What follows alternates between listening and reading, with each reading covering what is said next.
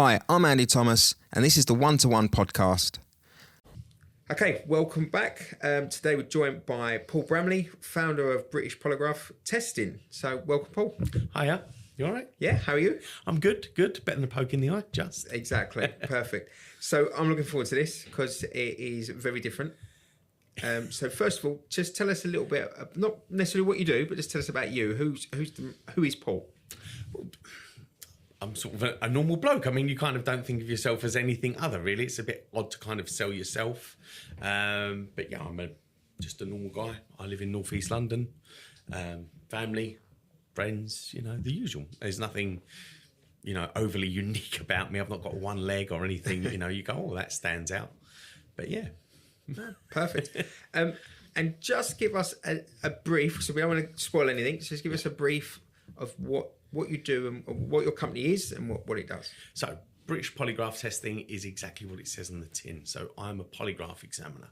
And for anyone who doesn't know, that is a lie detector. So you've seen it on probably a lot of shows on TV, things like that.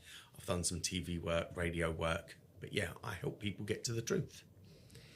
And how do you normally find explaining it? Because you're quite a jovial character. So how do you explain it to people that have never heard of it? Literally kind of, lie detector is effectively kind of what it says on the tin. I have more difficulty with explaining sort of things we can test for and things we can do and things we can't do and how it all works. So most people, when they have heard of polygraph and things like that, they've seen it on sort of TV, films, radio, and they have never seen a legitimate polygraph done. Right. Because all of that stuff to an actual polygraph is phenomenally boring. But so you can't have that on a TV or a film. They've got to add some sort of drama, extra stuff in. So people think, oh, I've seen that. I know what that is. And, I know what I can test for. And no, it doesn't work that way. So you don't put a helmet on someone with thousands of electronic volts going through it as it looks. No, not unless I was trying to electrocute someone. That's a new way of getting information. Yeah, exactly. All methods work. No. I think it's more that you would get someone would confess to anything if you talk to them enough, and that's the balance, isn't it? And what sort of reaction do you get? So if you're in a social environment and someone says, "Oh, what do you do?"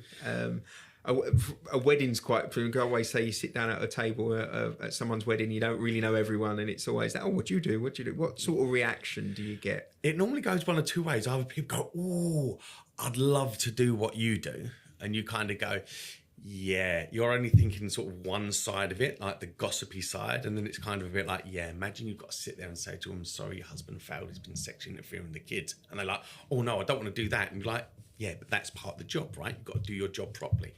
The other 50% of the time is, I bet I can beat that. And you're like, yes, because you're a beautiful and unique snowflake. They forget. We all wear a meat suit that responds pretty much the same way to most things in the world. It has to, right? If you're hot, you sweat. If you're digging a hole, your blood pressure has to go up or you pass out. So all of these autonomic functions, our body's just designed for it to help us survive without us having to overly think about it. Do you find often it, like you touched on it briefly there, do you find it like change a social conversation and like if someone's sort of talking to you and then I've got friends in the police force and they tend, in the stranger is in the group, they'll tend not to say nothing because they get treated slightly differently. Do you find that people are a bit like, oh? To be fair, I mean, I'm sort of the sort of person that when I go into somewhere, I don't worry, are you going to like me? I go, am I going to like you? Take me or leave me. You might like me, you might not like me. If people are sort of edging away, then you'd kind of go, okay, that's fine. You might have some issues to hide, something like that. But it's not like I carry my equipment around with me and it's going to be like, wait, did you like the dessert? No, let's give you a 2-hour test to find out. So, but most of the time people are kind of more intrigued in the stories. I bet you hear some stories and they want that kind of the gossip stuff, the sort of Jeremy Kyle stuff, those fun kind of, not fun, but stories they hear about. And they're like, oh, I'd love to be a fly on the wall. Yeah. Like, yeah. See, I want the gossip now. That's it. You've struck. So has it changed doing what you do? Has it changed how you look at people yourself? Has it changed, like, without even not going too deep, but do you look at anybody any differently? Do you spot things where you think, I'm not quite sure that person's telling me the truth because you're trained? Well, I mean, it's more, I mean, I've also trained to become a life coach, because half the time what you're doing is kind of a little bit of therapy as well. You know, people sort of dump their problems onto you and sort of go, oh, solve this all for me, you know, and there's things that Polygraph can do and can help with. There's the stuff it can't. But also I have to make clear with people, like, you know, so there was a woman, her husband fails the test, and then months and months later she's contacting me again saying, oh, there's domestic violence, could that have affected the test, could that why he's failed? And I said, no, he wasn't under fear of his safety when he was taking the test. I went, not only that, a few days after, he confessed to you what he did. What you're really asking me isn't about the test. You're saying, what should I do with my life? And it's like, that's not my job. My job is to get you the information. Now, you might want to go, welcome to Dumpfield's Population U. You might go, we're going to go couples counselling, couples therapy, whatever you guys choose to do. But you've then got the knowledge to make that decision. You can't go, I divorced my husband because my polygraph examiner told me to.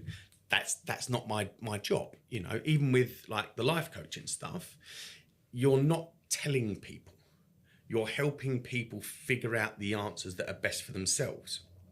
And a question that I love is, if your son or daughter just came and told you the story you've told me, what advice would you give them?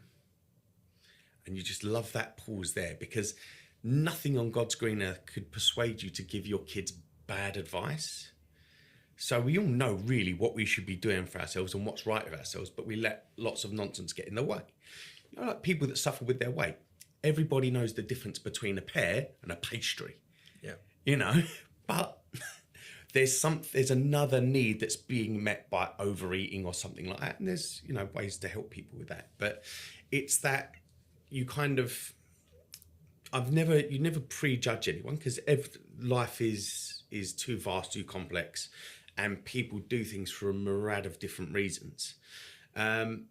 But one of the things that I do find interesting is when you learn to listen, people don't just tell you who they are, they scream at you. Right. You know, so the only person you can truly know is ourselves, right? So I will go, I'm going to assume you're going to be like me until I've got any information to make me think otherwise, right? So a thief will expect you to steal from them, because they go, well, if I was in your position, what would I be doing? Yeah. And the same with cheats and all of these things. And so when you start to see these things, you're going, how have I never spotted that before? You know, it's really kind of weird. Like, people really sort of scream at you and you kind of go, okay, I'm not here to judge.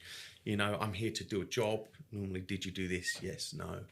And that's kind of it. So where I've done it for so long, I've been being a polygraph examiner for over 10 years now. I've seen too much. So I've people that look like they couldn't tell the truth to save their life pass. I've seen people that look like they couldn't tell a lie to save their life fail. And I've seen everything in between.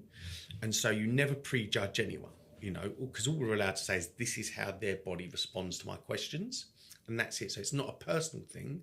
And that's the whole point. People think either they've got to try and somehow beat me or somehow beat the machine. It's an instrument. But it's like saying, oh, I want you to beat a thermometer. Well, all the thermometer does is see how hot or cold something is. It all depends on what's your body doing. And that's what the test is monitoring. It's all about how your body changes when answering questions. And probably, like, certain people that say the words, I can beat it, they probably don't really understand what it's doing, do they? That's probably the problem. Because when you strip it down in terms of saying it records, you said blood pressure, right, and sweating and things like that, then I would never have. It's obvious that you've said it, but I always thought it was like heart rate, probably where I'm looking. Oh yeah, I didn't do it. Like, you know, all of that sort of stuff. And that's like, because of there's stuff like, so one of the things years ago, they would say, oh, if someone's looking, I think it's up and to the left, that's a lie. because the right-hand side of your brain is for creativity, but it controls the left-hand side of the body.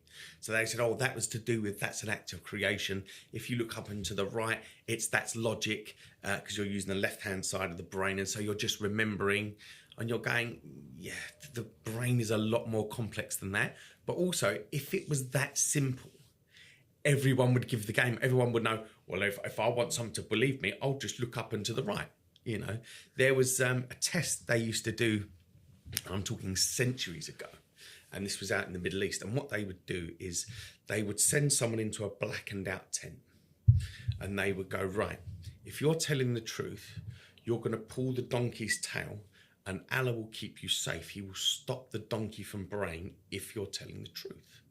Now, that's not what the test is. The test is they've covered the donkey's tail in lamp black, right? They don't care if the donkey makes a noise or not. What they want to see is your hands when you come out of that tent. Because if you don't want the donkey to make a noise, you leave it alone. You know, so people would come out with clean hands and they go, right, we know you've not pulled the tail, so we know you're lying. You know, that's one from, you know, centuries ago. So it's always existed. Yeah, there's always, you know, when you look at endurance trials and things like that, you know, so like, you know, putting hot irons on the tongue, things like that, that was to do with when you're being deceptive, your mouth goes dry. You know, because it's about adrenaline and how it affects your body and things like that.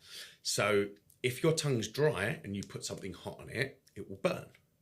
Whereas if it's not and your tongue's moist, you can quickly touch a hot iron to it and it won't burn. So, but again, if someone's got a red hot iron in front of your face, you're going to be like, how much do I believe that I'm going to be safe, you know? And so, yeah. Science moves on. Yeah, no, it's fascinating. So how did you end up doing this? How did it come about? So my dad got my mum to have a test when they was getting divorced. Not about infidelity. This was about diamonds. So basically the clasp had come off of one of her rings when they was out for dinner and the stone had come missing. And the jeweller said, oh no, even with 2 clasps, there's no way that stone should have fallen out. And then she'd lost a ring at their place in Spain. Dad thought, oh, has she done this to do an insurance job, to stash money aside, to leave me, etc., etc. So he said, I want you to do a polygraph. She went, fine. But listen, you better have a lobster, a bottle of champagne, and a fillet steak ready for when I pass. And the old man thought, well, I like lobster, I like fillet steak, and I like champagne. Fair enough. So my mum did a test that she passed, and we got chatting away to the examiner. Lovely fellow, he's a good friend of mine. And he helped guide me where to go. So he helped guide me the best place to train in America. When I was training out there, we had our APA, American Polygraph Association inspection. And they basically said it's one of the top 3 in the country, you know. So it's, yeah, I'm quite naturally quite sciencey, quite geeky. So I got 100% on my exams except for 2. I got like 97% on my final. And it's kind of a bit like round peg, round hole. And I've never looked back since, you know. So you was, before that transition, you was running a business or in a business? No, so I mean, I've done a few things. So my family used to remold and retread truck tyres. Okay. Try saying that when you've had a drink. I've been a futures trader. I've been a chugger. I've done a weird amount of different jobs and different things. But this just seems to suit me well. And then obviously I'm property investor and now a life coach and stuff as well. Yeah. So it's all about being able to help people. You know, that's a big driver for me. So what I was sort of getting to the road down to was, where was you at a crossroads at that point where you thought, or was it just that it captured you that much? You was like, that's it, I'm changing. Yeah. It wasn't a case of that you were looking for a career change or anything like that? No, it was just like with a lot of things in life, the right thing at the right time, you know, and you can never see the path not lived. And so I find a lot of the time when someone really wants something they don't get, you kind of go, yeah, if you'd have got that, you would have missed out on this other thing that was so much better for you. But again, you can't see the path not lived. So we focus on the things that we didn't get and we tend to ignore the things that we do. Yeah. And so I kind of just see it as a little bit of serendipity. No, perfect. And so why train in the US? What was behind that? There's nowhere in the UK really that trains. Also, if you're going to go to train anywhere, why not train with the best? Yeah, I totally agree with that. And one of the important things for us was they get you on the tools from day one, because the idea is that you grind in best practice straight away, because you naturally will fall to the level of your training. So if we teach you how to do something one way and then we go, oh no, now we want you to do it this way, that creates confusion. And so over time, you're going to eventually start picking up bad habits and dropping back to old ways. If you do things best practice straight away from day one, you grind that habit in, and that's where you drop to, that level of best practice all the time. Yeah, no, exactly. I totally, in terms of the training side, I was just a wedding, I say just a wedding, I was a photographer, but I was pigeonholed to weddings, just done weddings. Yeah. And wanted to do a studio. And I actually didn't think that. I just found the regarded two best in the country, the world, and just said, right, I'm gonna sort of train with them. I was lucky enough that I didn't have to go to the US. I had to go to Preston, although I'm not sure we got a better deal there, to be honest. Right? Well, I was in Florida, so I mean, but here's the thing: in Florida, normally about sort of 5-6 o'clock, you're going to get that heavy thunder, rain, and showers and downpours.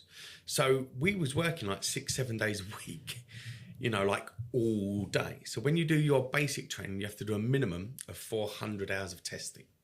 That also means you've got to be an examinee for the other people who are training for over 400 hours of testing. So we're doing all these long days, and by the time you come out, by the time you've done your dinner, it's then pouring down with rain, and you're kind of shattered. You've got homework and stuff to do to get ready to get prepped.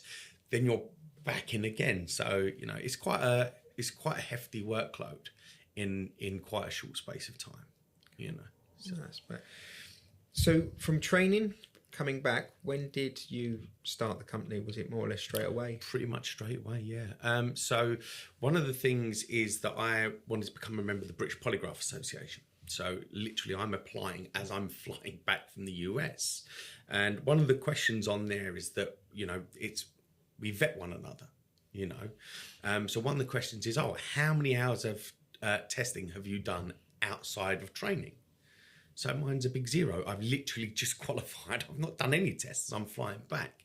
But we've had other people we know when they've qualified, and they've tried to tell us that they've done like over 250 tests in 3 months. And it's like, we know that's impossible. Yeah. And so if you're lying to us, how can we trust you to be honest with the public? And so you're not going to become a member. We don't want to work with people like you. We don't want you being able to trade off of our reputation when we can tell if you can't be honest even with us, then that's not a good sign, right? On an industry based on honesty and integrity, you would go, that surely must be paramount to your personal values. Yeah. But unfortunately, like with anything, you've got people who are good at what they do, people who are just incompetent, and then you've got the out and out corrupt, which is, a nightmare. So in terms of clients, what's the most common? So who would be, in a percentage way, who mostly comes to you and says, I need this? So it's not so much that you've got like that kind of ideal client avatar. It's more the issues. So most people come to me for the infidelity testing. That's kind of the bread and butter. And I think that's because things like the Jeremy Kyle show has made it more wide known and available for that. I mean, we can test for all sorts of things: theft, drug use, all kinds of different stuff. But because that's what it's most known for, that's kind of the cause that you're dealing with most of the time, But yeah, we can deal with it all, So if you don't mind, just walk us through what a session would do. You can make a scenario up, whatever, but how would it, just run me through a walkthrough of a session with yourself. Okay, so you can pick any topic of what we're testing for. Well, I mean, it's that's more about the structure rather than the topic. So what will happen is they have a phone call conversation with me first. I need to be able to, first of all, check it's something that I can test for. So someone might say, I want you to test this guy to see if he stole my cocaine. I'm not going to be running that test because then I would be considered to be helping someone run their drug business. It puts me offside with the law. So it's like, yeah, I'm not going to be doing that. Also, it needs to be a clear and specific allegation. So someone says, I think my partner's been up to no good. Okay. And then you're clarifying, right, so physical sexual contact, and you define exactly what that means. Some people try and want a test to do too much. They'll go, oh yeah, but I also think that they've been communicating with somebody else. And you say, you can do that. However, what you're doing is you're creating a scatter shot for that test really, really wide. Because if someone fails, it doesn't say you failed because, it just says that you failed. So by trying to add that electronic sexual communication in there, that could be anything then from a risque text message or nude or whatever, all the way up to having had sex with someone else. And you're like, so that's quite big. My advice is always focus on the physical. If they pass that, then if you wanted to, you could deal with the electronic sexual communication separately, but get that clear first, you know. So once the test has been done, how would it do you sit down with both clients essentially, or how are the results given? Yeah, so what would happen is, so on the test, someone would come in, we've got a bit of admin waffle to get through first, then we get to why are we here, what are we testing for. So if I was doing a fidelity test, we want to clear any issues, worries, doubts, concerns out of the way first. So someone might say to me, I was in a club once, a guy tried kissing me, I pushed him straight off, but his lips did touch mine. Is that going to affect the test? I don't want someone sitting there worrying about it. So what I'll be doing is making a note to say, right, this is what they've said. And then we change the question to, besides what we discussed, since being with your partner or since being married, have you had any other physical sexual contact with anybody else, right? So we're saying apart from that. Now, someone can't give me that story. If they went off and slept with a guy, they're still going to fail the test because there's more to the story than what they've told me. So we go through all of that first, then we get down to the testing. At the end of that, I'm then going to want to find out. So if the news is good, great. If it's bad news, I want to, it's called a post-test interview. I want to find out why, what's happening, what's going on. Is there something that's popping up in your head? Is there something that you haven't mentioned? What's going on? Again, I don't have a dog in the fight. I want to find out what's causing a problem. Is it that they've not followed my instructions on the test? What's going on? And then I'll be normally either bringing the other partner in to speak to me, and then it's a case of, right, this is the results, this is what they've said, you explain it all. And then after they've left, we then type up a written report and then we email that out to them. Some people go, can you print it off for me? And I'm like, no, the reason why we email it is because it creates a chain of custody. It shows it's directly come from me to you. Otherwise, anyone with a printer could type something up and print what they like, you know? And you get that. I've had people trying to use my company name and my company logo, and because they don't know what kind of questions you can ask on a test, how you'd phrase stuff. And I'm the only examiner, you know? So I'm the only one who works for my company because it's me, it's my reputation I've built brick by brick over years. So then you go straight away, I go, that's nonsense. So what people don't realise, they think they're being clever, trying to steal my logo, this, that, and the other, and try and put it on stuff. But someone will then contact me and I'll go, that's nonsense. So then instantly someone turns around and goes, well, you've shown me something that's absolute nonsense. Why have you done that? So you might as well have just put your hand up in the first place and said that you did it. You did it. You know, yeah. It's weird. Yeah. I find it fascinating, I really do. It's great going for it. So I know we briefly said a couple of bits at the beginning, but what is actually getting measured?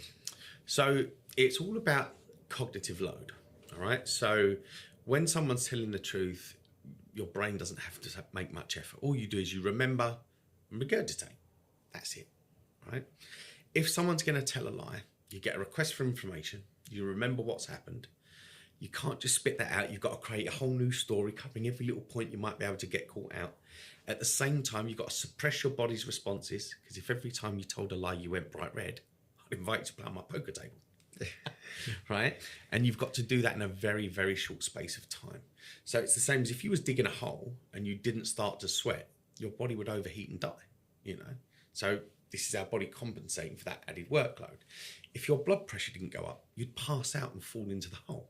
Oh, self-burial, you know, saves time. But this is the point. It's these things that we have no conscious control over, and it's that we're monitoring all the way through. So we've also got something called eye detect, which is it's a computer running a polygraph, but it's not a polygraph as such. Eye detect monitors your eyes. It's all about pupil dilation. So the computer's getting to know you. It's tracking you all the way through the test as you're basically clicking true or false on a mouse, and it's seeing how your body responds. So that's monitoring. Again, it's still through cognitive load, but that's just on your eyes and stuff. They have got eye detect plus, where you can add kind of polygraph sensors onto that as well. A lot of that was because for stuff in America, how they've structured their law, it needs to be kind of seen as an automated polygraph. So they will use polygraph for a lot out in America, even things like, big bash fishing competitions, because they've got, some of this is like ridiculous prize. You've got like prize of $1 million, So if there's $1 million on the line, people are going to try and look for ways to cheat. They've caught some big bass a couple of weeks ago. Their friends are going to be swimming under the water, And so you've got to find out these things, especially if there's big money on the line. Yeah.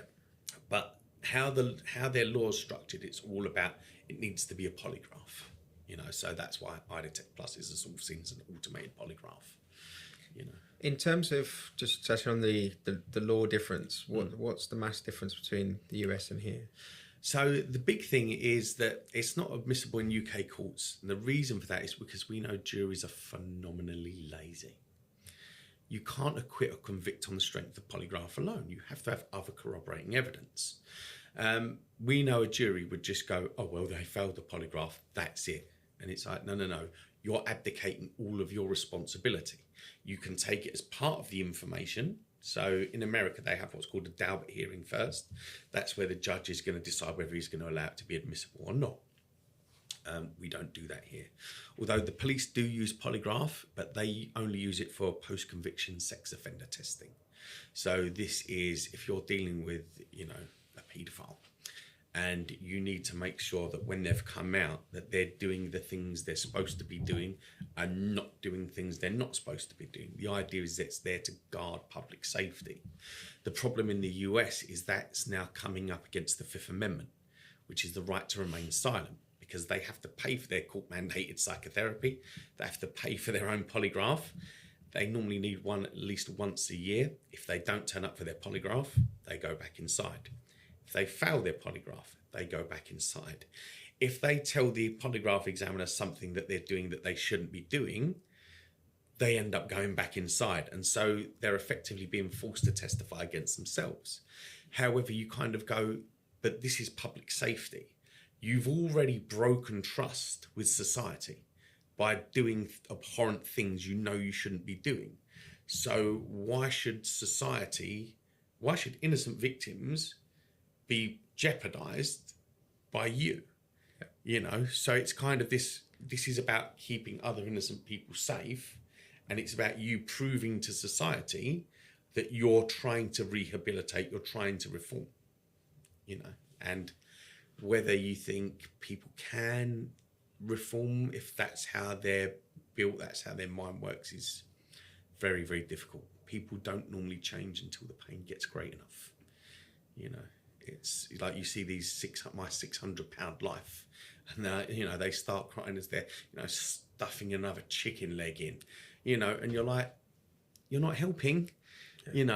How bad does it have to get before you make a change? The doctor says, well, if you're going to die of it if you don't change. And they go, oh, is there something I can do? And you're like, yeah. Cut out the food, do some exercise, it will come off and you'll save your life. But people are required for things to get that bad before they make the change. So how accurate are they? So a single issue polygraph is considered 92% accurate. So that means there's a 2 to 4% chance for a false positive and a 2 to 4% chance for a false negative. But they're mutually exclusive events. So once you've done a test, you could only fall into one of those two categories. So we sort of say there's a sort of 2 to 4% chance that test is going to be wrong. So you know, the test is, this is how as good it is at the moment. The scientists are continually working on it. So this is one of the things, when you've got things like Grok and ChatGPT, they're scanning all of the data on the internet and this, that, and the other. The problem being is like with anything, it's evolved over time. So years ago, back in, I think it was the 40s, 50s, they used to give people an occipital lobotomy. Right? That was, they would take some, rather than having to cut the top of someone's head off to give them brain surgery, they'd take them in, take a spike, pop it through near the side of their eye, tap it with a little hammer till you hear the pop. Oh. Right? And then this is what they would do.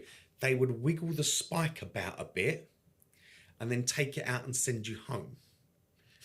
Right? How scientific is that? And you're like, no, you were giving people brain damage in their lunch break and then sending them home. Well, they've been a lot more relaxed. What, as they're dribbling there? Yeah, no wonder, right? But now if you watch with modern brain surgery, I mean, it's phenomenal what they can do. But you need to be conscious. So there's a YouTube video of a guy and he's got obviously you can't see back for what the doctors are doing behind him, but he's conscious and he's playing the guitar because they want to know if they're cutting into the wrong bit. He starts hitting a bum note. Oh, don't cut any deeper there, you know. But it's amazing how it all changes, and polygraph's the same. So we've got, you know, there are some old kind of testing formats that are no good. You know, there was an old test called an RNI test. It had a 50% false positive rate. Well, let's toss a coin then. That's absolutely of no use to anyone whatsoever. So they're always working on it and always trying to improve stuff. I think the future of the industry is going to be heading more towards eye detect because it takes out the human examiner element. And so people can't go, oh, I think you've treated me unfairly or anything like that. It's literally you're sitting at a computer screen and it's monitoring you. So it'd be like a theory driving test, go into a cubicle, sit there. Yeah, kind of. Yeah, it's, you know, and it's a lot quicker. The reason for that is on a polygraph, there's a minimum of a 25-second gap between each question on the test. That's a phenomenally long time when you're sitting there pretty much staring at a blank wall, just going yes or no and then waiting for the next question. And the reason for that is because we're waiting for your body to come back to respond, but also to come back to a baseline. Eye detect, it's a lot quicker because your eyes have to respond quicker. If you was crossing the road and you looked one way and then looked to the other way and it took 30 seconds for your eyes to catch up, by that time you'd been hit by a bus, right? Yeah. So that's why that's a lot quicker. You know? So in your professional opinion, when shouldn't it be used? So there are big key things. So we tell people no alcohol, no illegal drugs 24 hours prior to the test. You know, and I'll get some people go, oh, I forgot I had a beer last night. I might have had a spliff last night. Oh, can you still do it? That's not going to affect anything anyway. And the answer is always no. Because here's the point. You want to have the greatest level of confidence in the results. And if you're innocent, then you want that to be, you don't want someone to go, well, yeah, I know, but you had a beer last night, so I don't believe in that test. Yeah. Why would you jeopardize any of that stuff? Yeah. You know, the other is if someone's under threat. So the good example I always use is this. If you ask someone, what is your name? It's not a hard question. You've answered it thousands upon thousands of times in your life. Now imagine someone puts a gun to your head and says, what is your name? The question's the same, but your body's going to respond very differently because even then you'll be going, well, what is my name? Because it's now life or death if I get this wrong. You know, and so that's going to start affecting people's bodies and responses and things like that because you're adding extra pressure onto certain questions. That's not what you want. So then it's a case of if there's domestic violence or they're under threat. No. So I had someone once, they said they wanted me to test their brother-in-law to see if they cheated on their sister. They'd called me, it was late one Saturday night. People seem to think I live in my office. Can you do it? When? Now? No. When can you do it? Monday? Well, what am I supposed to do with him? What do you mean, what are you supposed to do with him? He goes, he's in the boot of my car. Yeah, now I can't test him at all. Do you know what I mean? Do you think your body might respond differently if there's like 4 people waiting outside to potentially kick your head in? I went, yeah, now I can't test him. He goes, well, what am I supposed to do with him? I went, well, let him go. You know? Wow. So, yeah, you do have to deal with very, very odd people, you know. So is it completely private, like a private sector in terms? So say, for example, in a scenario like that, would you be duty bound to report that or? No, everything's private and confidential. Okay. That's the whole point of it. It's private. People are coming for a private session. Whatever other people choose to do with the information, things like that, it's kind of up to them. I don't have that duty. Unless someone said, you know, this person has threatened to kill me, then it's a different matter. You know, it would be the same as if you, like, you know, life coaching, that kind of stuff. You know, if you truly believe that someone's going to come to harm, then there's that kind of thing, you know. But I've got not any. It's all private and confidential. And what would you say the core ethical responsibilities for an examiner is? Honesty and integrity. You know, if you've not got, you have to give, like, you know, you've got to be impartial. You know, you're going to hear stories. Guess what? It's a story. There's always two sides to every single story. So don't get too caught up in the story, because a lot of the time you're hearing this is what has made someone suspicious, and it's easy to kind of think, oh, well, that makes sense, this makes sense. But again, no one's ever going to give you a true, perfect, impartial story. It's always there, and there's always going to be another side. You know, oh, I didn't know this, I didn't know that, you know. I was doing a test a long time ago, and this person they called me up and they went, I think my wife's had sex with 6 of the geezers on the shop floor where I work, and they've filmed it on their phones. Okay, thanks for telling me. Well, you know, well, what do you want me to do? He goes, well, I want you to give her a test. I went, what for? You've just told me that they've filmed it on their phones. There you go. That's the evidence. Oh, well, they won't show me. All right, okay. And then you start, and you're getting more and more to this. I'm getting, he's calling me like nearly every day. He's driving to the test. He's calling me up. I'm like, listen, I'm driving. I will call you when I get there. And, you know, you then find out about him, right? So the reason why he wants to test is no one believes him, because every single relationship he's ever been in his entire life, he's continually accused all of his ex-partners of cheating on him, to the point he's already had to have therapy and counselling over it. So no one believes him. You know, so if you only listen to that one side of the story, you're only listening to his, you could easily sort of get drawn in, but you're like, no, it's impartial. I only give an opinion on this is how their body has responded to my questions, you know, because again, I don't know these people from a hole in the ground. You know, I don't have a dog in the fight. Sometimes, you know, I get friends say, oh, would you do a test for me? And I'm like, no, because I know you. Yeah. You know, if you're both my friends, I'm going to be the only one who loses out. You know, win, lose or draw, I'm going to be in the wrong. I could put you in touch with a good examiner. I can tell you someone who's good to go to, or you could do an eye detect test, because I'm not the examiner for the eye detect, but you can't put me in that position, you know. So, yeah, no. Well, I must say, it's been a long time since I've been like, no words, kind of, I'm rubbish for a podcast, really, because I'm like, nothing, I'm just completely intrigued. I've got a few more bits I'm going to ask you. Yeah. I'm just going to chuck a sponsorship over right now, because I think it's a good time just to take a quick pause.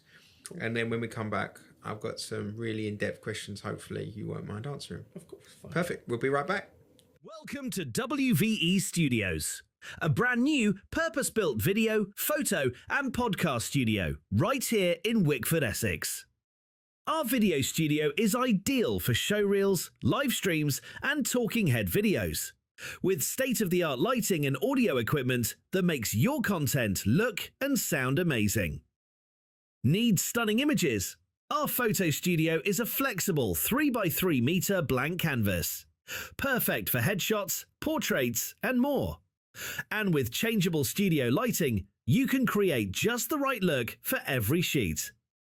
Plus, we offer newborn, family, pet, business photo sheets, and so many others. We have a photo shoot session perfect for you. And for the podcasters, our custom-built podcast studio features 4 high-quality microphones, a large screen, and fully customizable lighting and sound effects. Perfect for audio or film sessions. Book your space today at wvstudios.co.uk. Okay, welcome back. So, I suppose the burning question for me is, from the little bits we touched on, is what is the most emotionally, you have to obviously no names. Yeah, but everything's private and confidential. Yeah, exactly. But emotionally intense sort of situation that you've had. What's for you?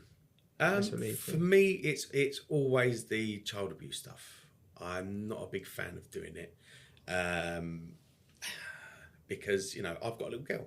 I've got a daughter, and instantly as a parent, you're like, that's a monstrous allegation to make against anyone. And so, it's never kind of nice having to deal with that kind of stuff. I'm pretty good at, when people sort of argue a little bit, and, that's not normally too much of a problem. There have been occasions when people have gone absolutely bananas and done some stupid things, and, they then have to take the consequences for those things that they've done. But yeah, that's the stuff that I don't really like testing for. Just because, again, or if someone's telling you a story of they've been horribly abused, then it's not nice to sit there and have to listen to all of that stuff. When I did the PSOT training in America, because that's further training is a separate thing, you realise that you might potentially be dealing with the worst humans on the planet, and you've got to be prepared, you've got to train for all these things, and you really get a glimpse of how evil some people are. And I don't think that there's any hope for redemption for certain people. You can't unring that bell. You can't be such a monster, and then even if you tried to become a saint, you're never going to fundamentally reform someone like that. It's monstrous. But yeah, that's the kind of stuff that I'm not keen on doing. Yeah, that's your more emotionally loaded stuff. Yeah.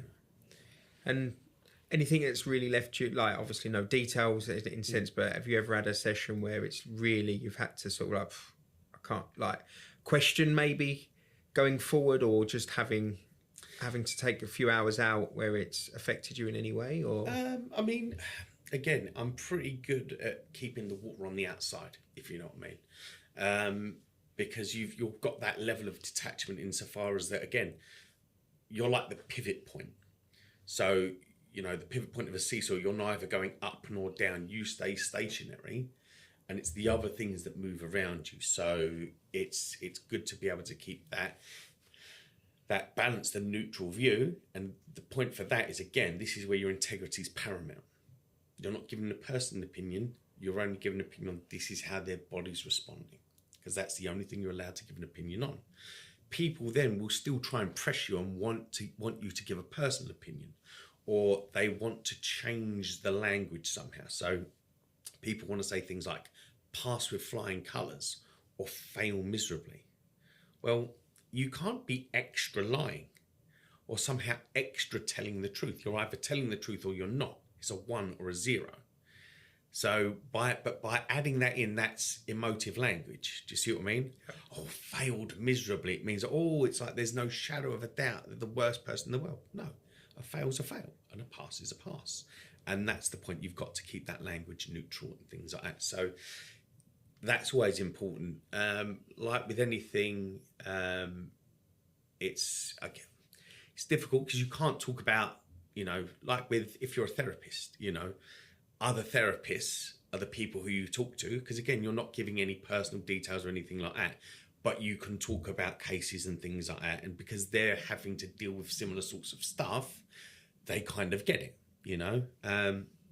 My old Thai tea teacher used to be high up in customs and excise, and he'd go, they will provide you with these therapists and all this, that and the other, but they're not seeing the kind of stuff that we're seeing on a constant daily basis.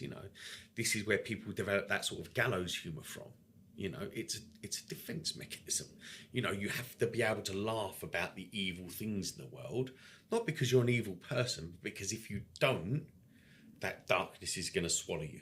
It will wear you down.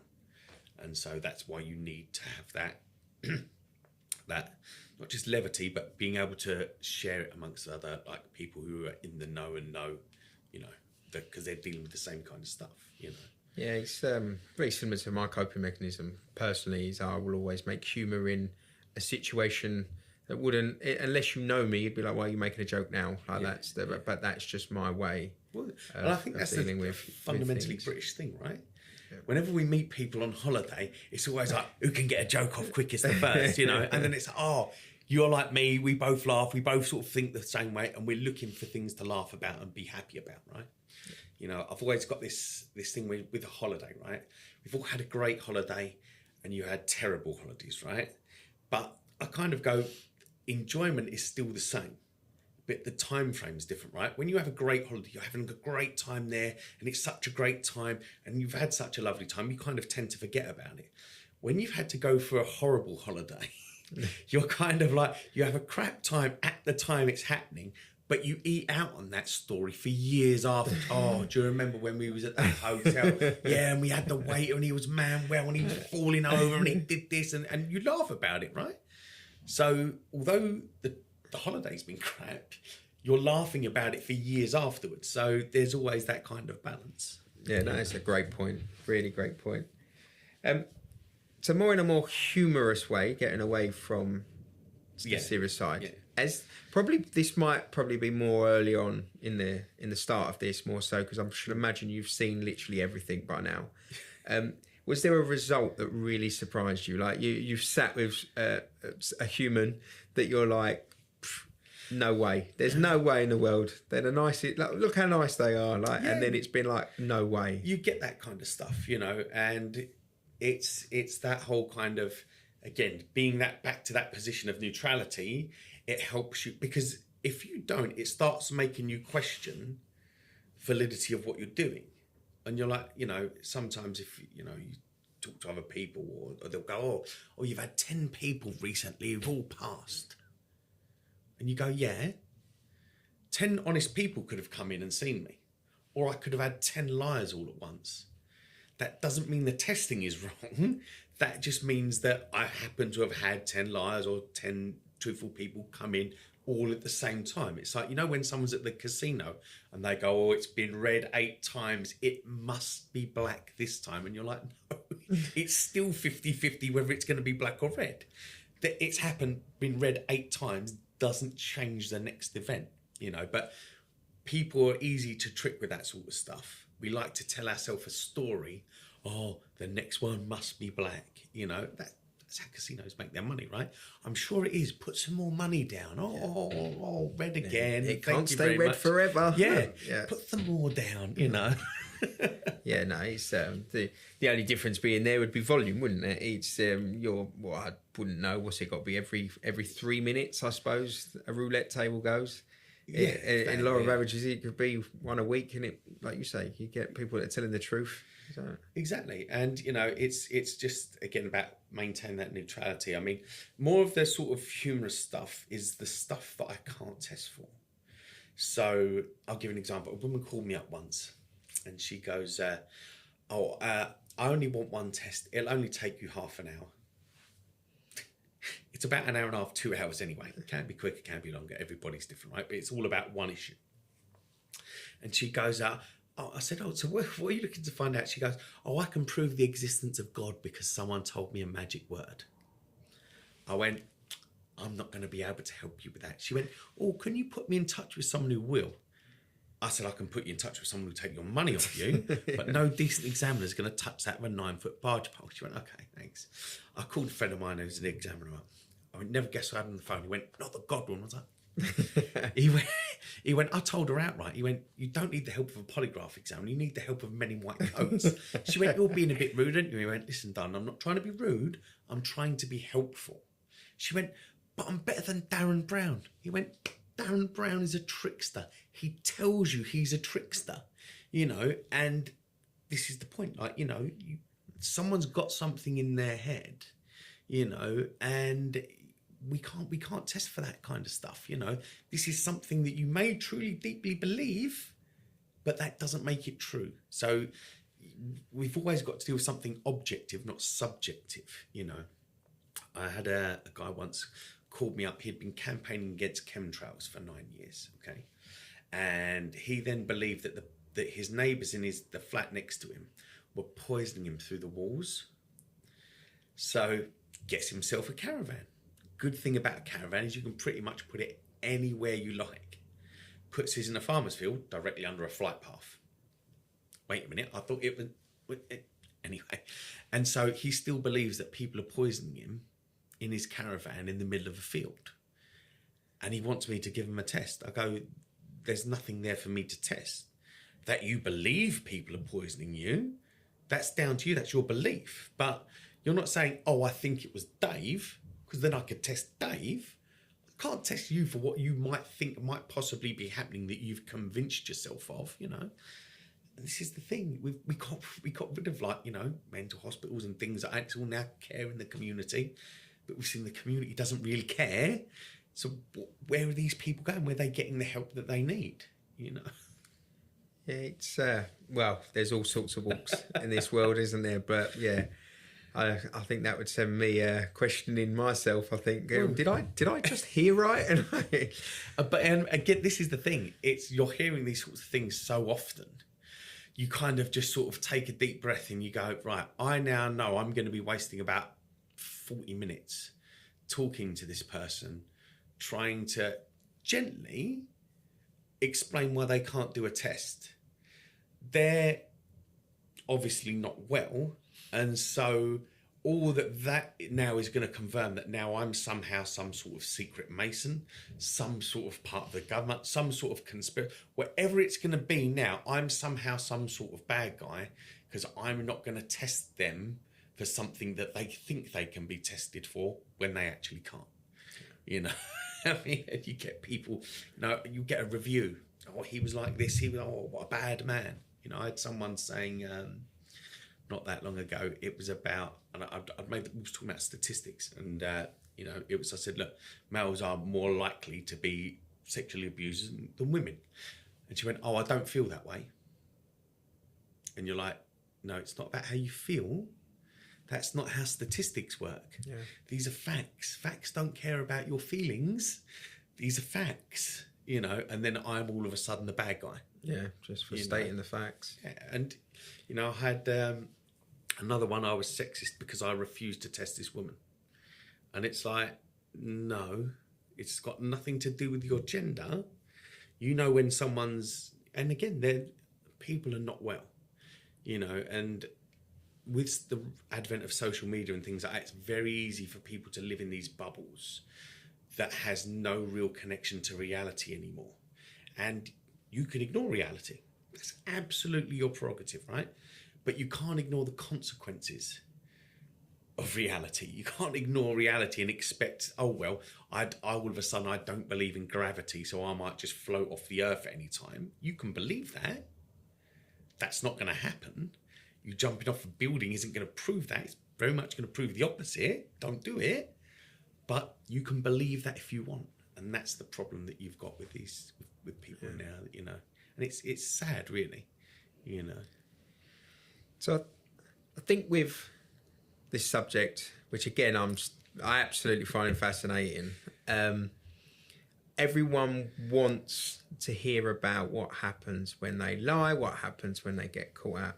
But there's got to be form of success stories where this really does help a situation. So on a more of a positive side of things, right? Where do you find, or am I wrong?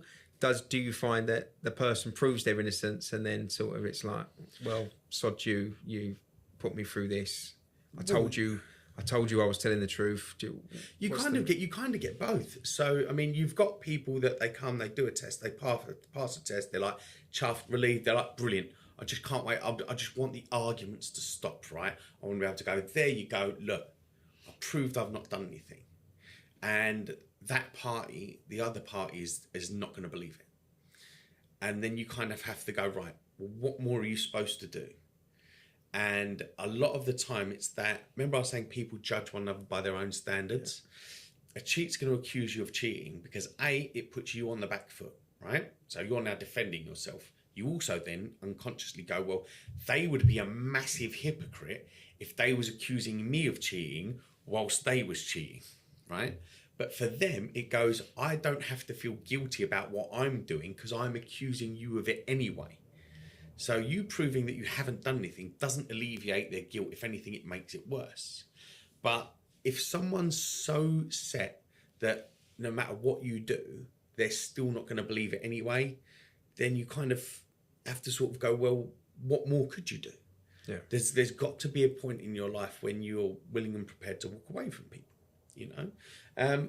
On the other side, you see people that, again, you get some people, especially with the amount of drug use and things nowadays, and people will allow paranoia to get in their head.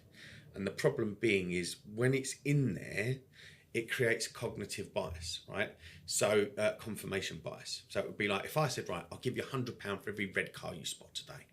You think, lovely jubbly, right? I'll remember loads of red cars, right?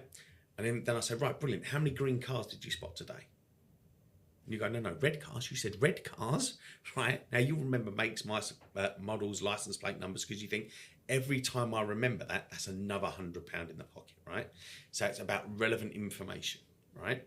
So when you put your brain in that mode, it only sees the things that confirm what you already believe. Things that disprove what you believe, your brain goes, ignore that, ignore that, ignore that. And so it helps give people that clarity to be able to go, look, nothing's happened. Maybe it might be a time to kind of go, where's this coming from?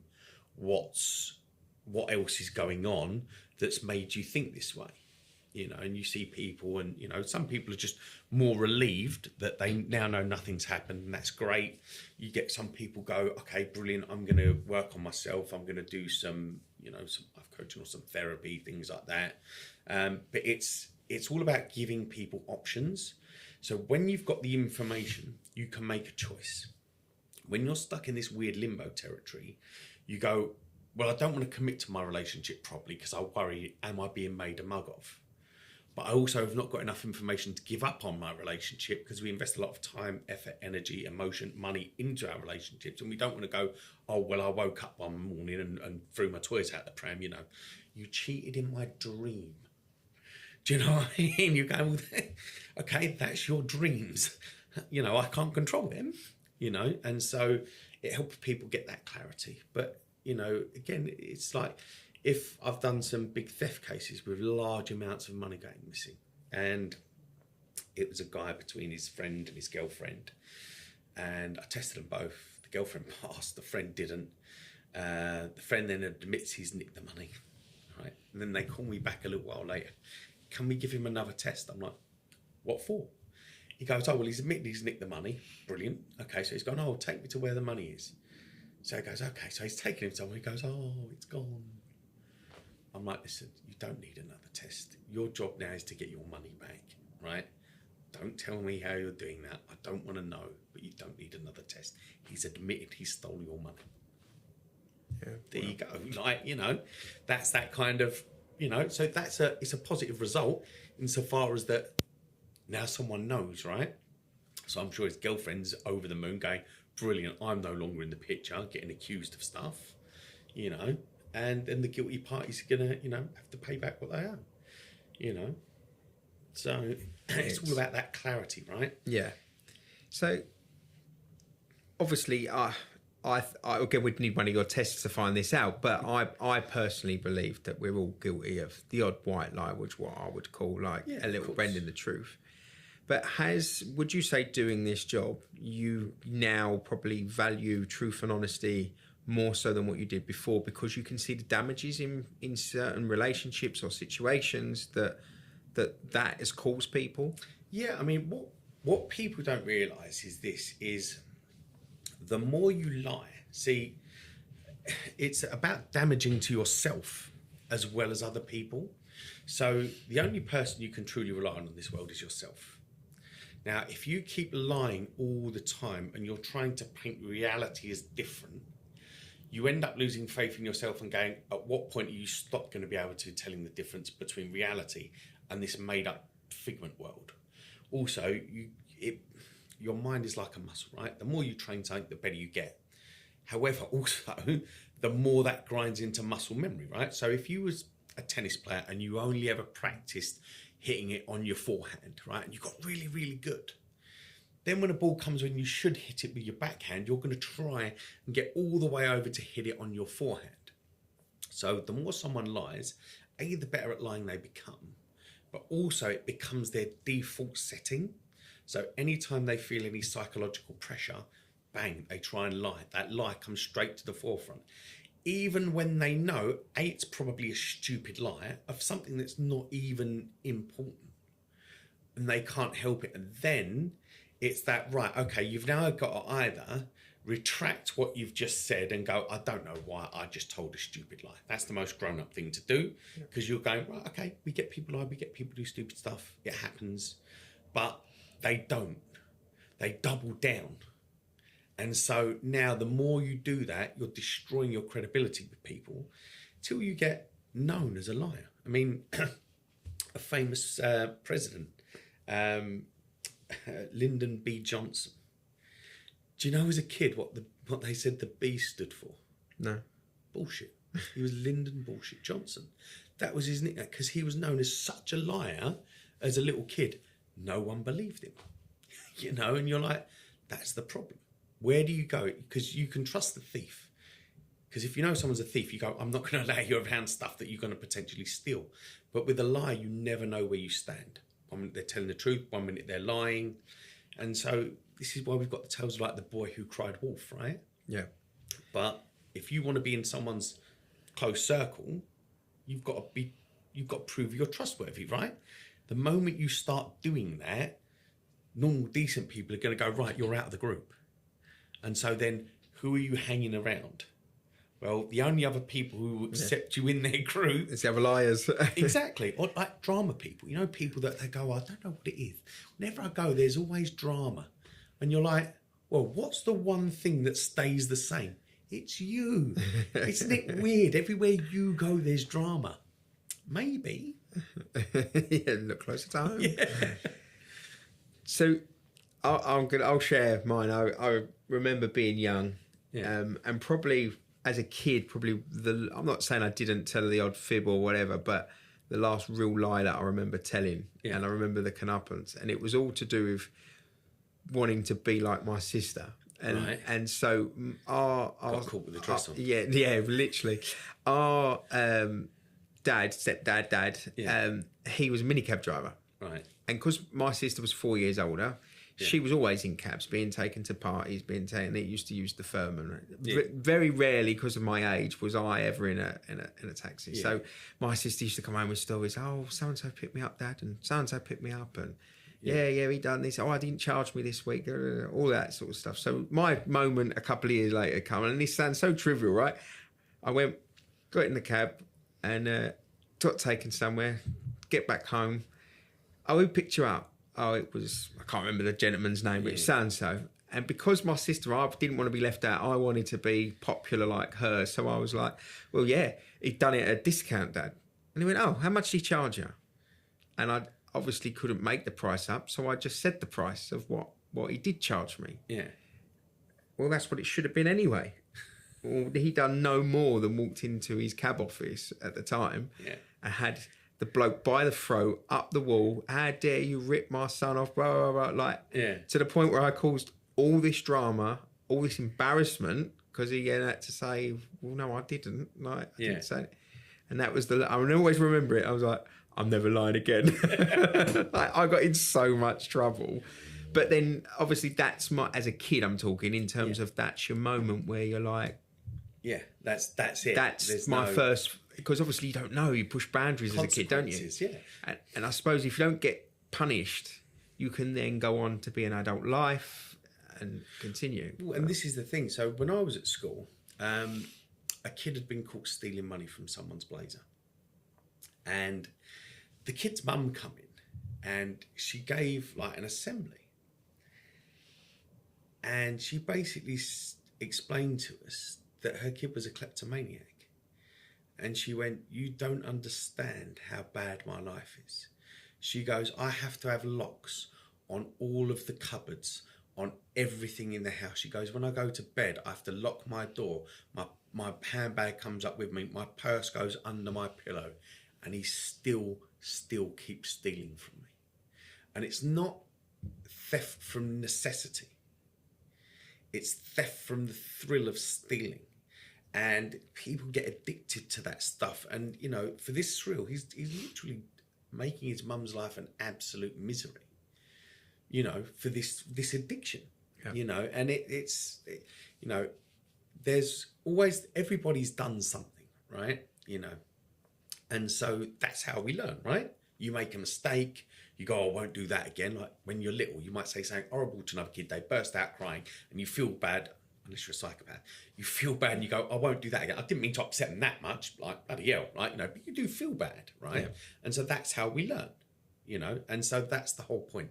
It's always that it's trial and error throughout the life. But when you've got someone who's, you know, just a compulsive liar, and one of the ones I heard was this guy had got all of his friends to help him fill in these job application sheets. I'm going to go for this new job, getting everyone to help him fill in all these sheets that he'd printed off and all that. There was no job. And it's that whole, you're wasting everybody's time, but you can see a lot of it. Oh, I need this need for connection, you know. With your one, it's that I need to feel part of something, you know. Absolutely. And that's the point, right? We all have these needs, but it's all about how is that need being met. And, you know, one of the big things with kids is kids want attention. They're either going to get good attention or they will get bad attention. They will get attention either way. But the point being is if you can focus on positive attention and doing nice things, fun things, you end up brilliant. You're building positive traits. If kids have to go to the extreme to get attention, and it's always negative attention, that's what they learn. The only way for me to get attention is to do bad things, you know. And again, remember, you're structuring someone's life, you know. So you can either structure for the positive or you structure for the negative, you know. And everybody's different. So there's that story of the twin brothers. Their dad was a violent alcoholic. One of them goes up to become a successful teetotaler, family man. The other one grows up and becomes a drunk, violent alcoholic. And they both go, well, what did you expect? Look how I grew up. So the same influence, but affects, and again, they're twin brothers, but affects them in completely different directions, you know. That's that saying, that the same water that softens the potato, hardens the egg. Yeah. You know, it's a good saying. So tell me how I or anybody listening, watching, how do we keep an eye out and introduce you as a business? How would we refer you to somebody, per se? I'm phenomenally difficult for me to refer to people, because people don't go, oh, by the way, you know, and then and splurge the problems that, you know, because people are embarrassed about stuff and things like that, and that's natural, you know. One of the things I always find quite funny is people go, I'm embarrassed to tell you something. I've been doing this for over a decade. You're not going to tell me anything I haven't heard a million times over, right? And even then it'll probably be the most vanilla of vanilla things. I'll then get somebody else and they're like, oh yeah, well, we're swingers and we do this and we do that. And I've got to try and figure a way to try and help them run a test and slalom through all of these things where, because there's the consent and stuff there, you're not doing anything wrong. You're doing your partner's consent. So how do I figure out a way of running that kind of a test? But yeah, a lot of it is kind of, I'm pushing this more for the sort of business to business stuff. So this is your pre-employment screening, which is kind of important if you want to hire the right kind of people. You know, there'd be some stuff that you find out that can shock you. So we had, there was a guy and he fails. It was to do with terrorism. You know, and like they go, oh, this must be a false positive, must be a false positive. It's like, no, bring him in. Straight away goes, it's about my passport, isn't it? Tell us about your passport. He goes, look, I'm Chechnyan. When I was young, Russia was at war with Chechnya. I've done things in defence of my homeland that would be considered terroristic. He goes, but the reason why I have a Russian passport is you need to become a Russian citizen so you can get a passport so you can leave. Yeah. You know, okay, brilliant. Okay, didn't get the job, but you know more of the story. There was another guy, mid to late 50s, white British, fails for terrorism. No, this definitely must be wrong. No, bring him in. With a bit of digging, you find out that, he was an animal rights activist when he was really, really young, and he'd set fire to labs that were experimenting on animals. Okay, right, okay. And it's not that you're trying to just, you're specifically looking for a reason to screen someone off. You might go, okay, we understand that. If that's, for someone like if they were working for, I don't know, who's it? Body Care? What was it? The body shop. Yeah.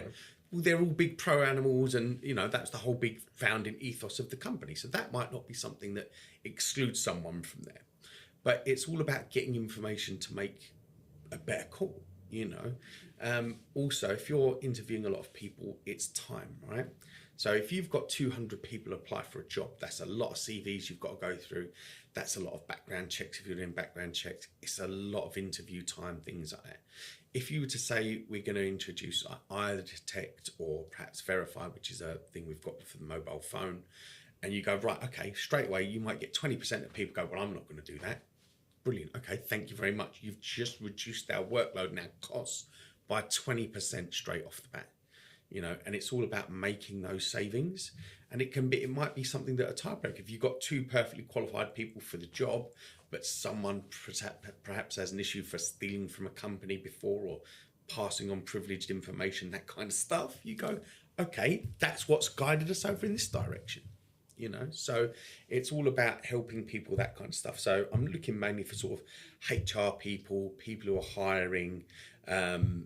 Again, like if you're, say, like with a delivery company and you go, okay, someone's ordered a parcel, the parcel's been delivered, they're expecting a lovely 75-inch telly.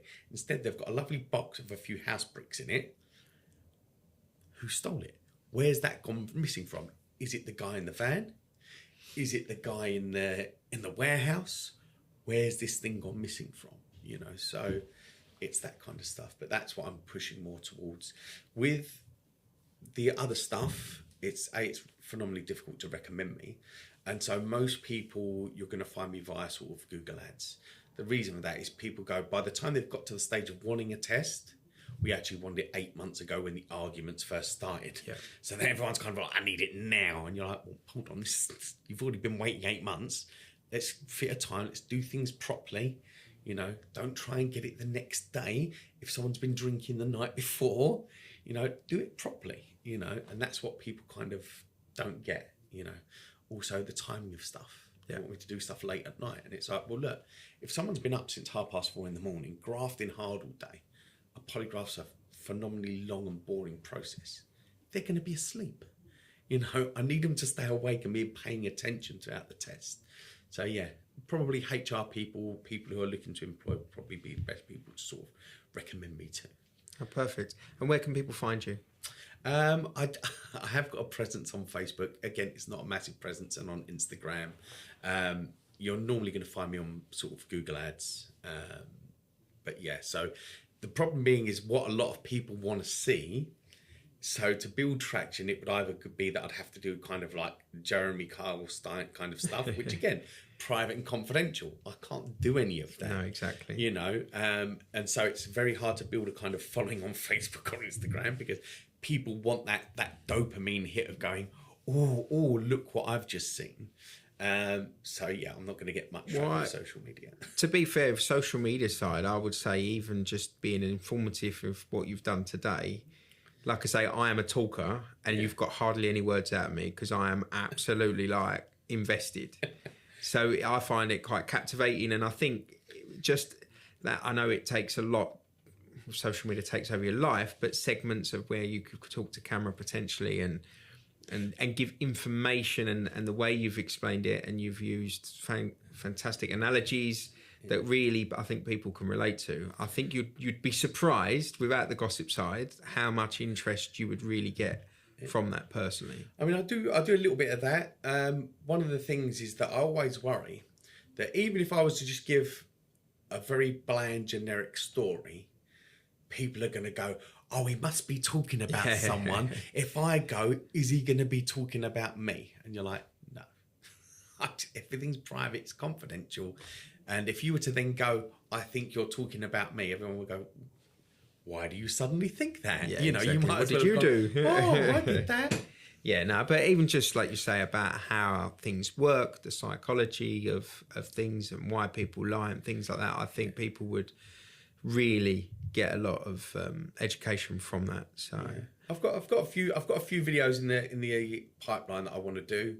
Again, I'm one of these people, I do like to procrastinate on that kind of stuff, just because I find whenever I hear myself, you kind of go, oh, I don't really sound like, and I think most people generally do that. Everybody thinks like that. And so it's in that, I'll do that next week, and then you might as well say I'm going to do that never, because you're going to continually kick that can down the road.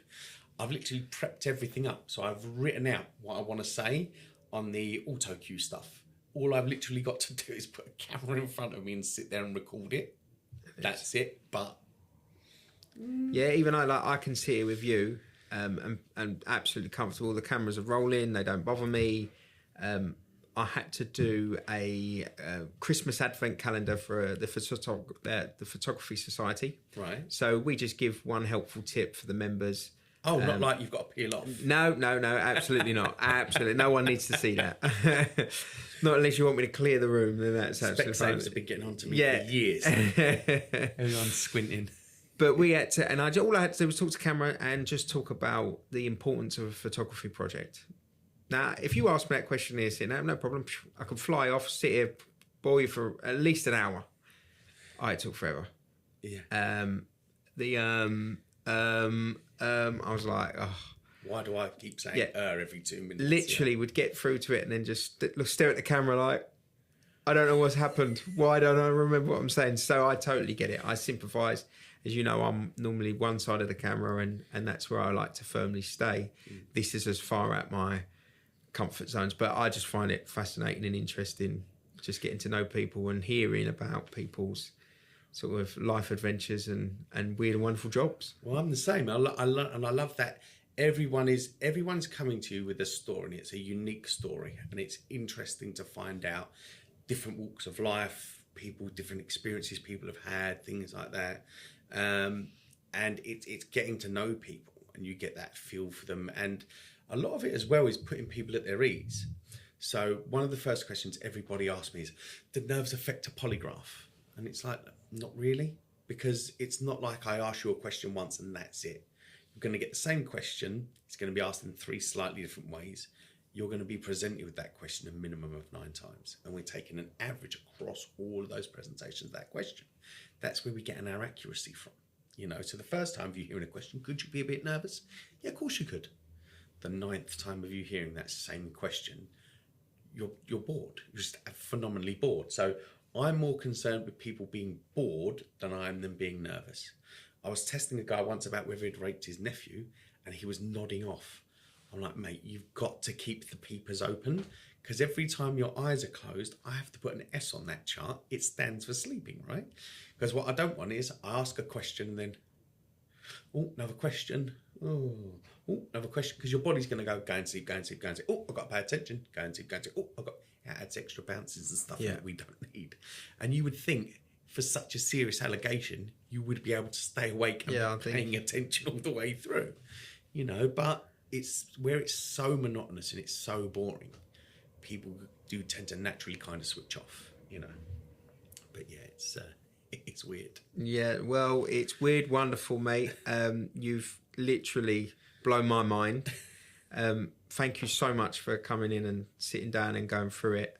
Like I say, I think people are going to really find this fascinating and educating. And I think it's been a great way. Obviously, I've rejoined a business group. That's how we sort of have met. And it's now given me, it's served its purpose. This is the importance of this, because I now really understand what it is you do thoroughly. And yeah, I will be keeping close tabs in any weird and wonderful phone calls of tests you couldn't do, because they're clearly more fun. Well, yeah, and it's that level of just I really can't believe someone's coming out with that kind of a question. You know, some of the other stuff that you hear is beyond belief. Like that, some other people have got some other questions that someone's put on a test. Is he the biggest lover that you've ever had? is he the only person who've ever given you an orgasm? And I'm like, that you can't test for those things. And they went, oh no, but I passed. I said, no, you haven't passed. That test is nonsense. That whole test is useless. No, but I passed. And you didn't. It's fantastic for their dating profile, though. No, but honestly, Thanks for having thank you me, so though. much. Cheers. I really appreciate it. I wish you all the best. Cheers. Thank you very much.